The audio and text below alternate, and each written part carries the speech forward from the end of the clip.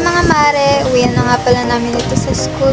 Alam nyo ba mga mare, ang dami namin ditong estudyante. Kaya minsan, pag naglalakad kami, pauwi na, nagsisiksikan kami sa daan. Pag nagka-oras ako mga mare, papakita ko sa inyo kung paano kami magsiksikan sa daan.